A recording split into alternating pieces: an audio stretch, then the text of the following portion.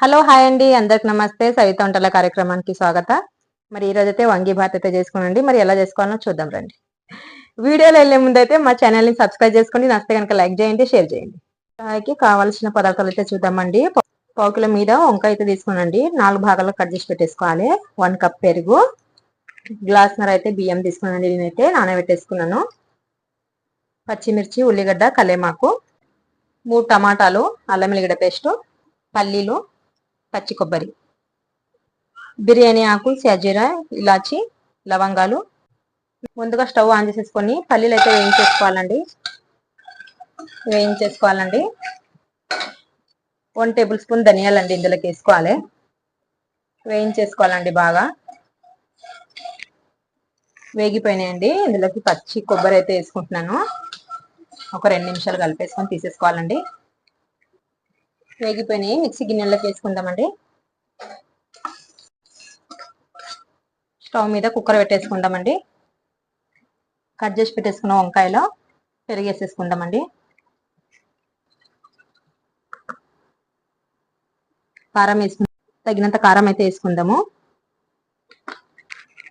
రుచి తగినంత సాల్ట్ వేసుకుందామండి. కలిపేసుకుందామండి. మొత్తము ఇలా కలిపేసుకొని పెట్టేసుకోవాలండి.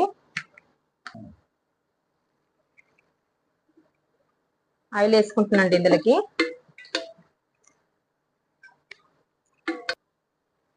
2 చెంచాలు అయితే నెయ్యి వేసుకుంటున్నాను. నెయ్యి వేయడం వల్ల టేస్ట్ అయితే చాలా బాగా వస్తుందండి. ఆయిల్ వేడైందండి.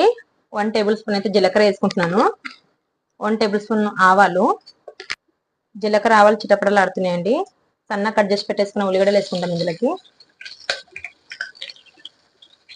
కలేమాకు, పచ్చిమిర్చి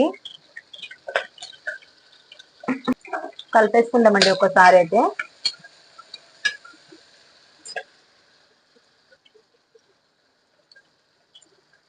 ఇందులోకి షాజీరా, లవంగాలు అన్నీ ఇవి వేసుకోవాలండి. ఇందులోకి ఒక 1/2 టేబుల్ స్పూన్ అయితే పసుపు వేసుకుంటున్నానండి నేను. అల్లం వెల్లిగడ్డ పేస్ట్ అండి, నేను ఫ్రెష్గా దంచుకున్నాను ఇప్పుడే.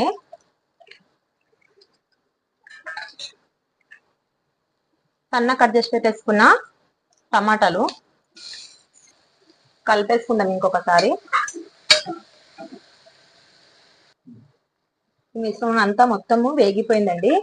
ఇప్పుడు ఇందులోకి వంకాయ మిశ్రమం అయితే కలిపేసి పెట్టేసుకున్నాం కదండి, ఇందులోకి వేసేసుకోవాలి.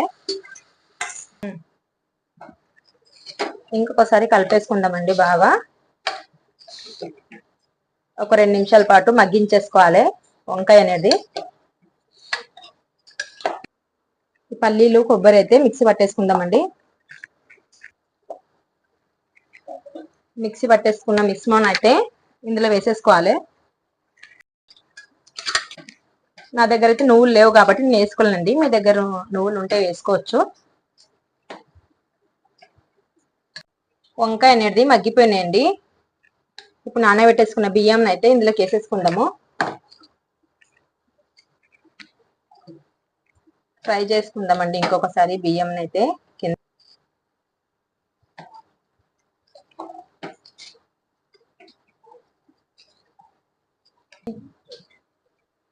గ్లాసున్నర బియ్యానికి అయితే 2.5 గ్లాస్ వాటర్ తీసుకోవాలండి.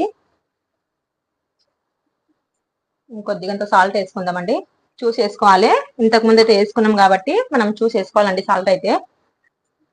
సన్న కట్ చేసి పెట్టేసుకున్న కొత్తిమీర వేసేసుకోవాలండి. ఇందులోకి మూత పెట్టేసుకొని 3 విజిల్ వచ్చేంత వరకు ఉడికించేసుకోవాలి.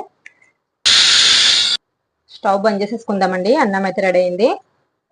చూద్దామండి. రైస్ అయితే అయిపోయింది. వేడి వేడి వంగి భాత్ అయితే రెడీ అండి. చాలా సింపుల్ గా చేసుకోవచ్చు. చాలా సూపర్ గా ఉంటది.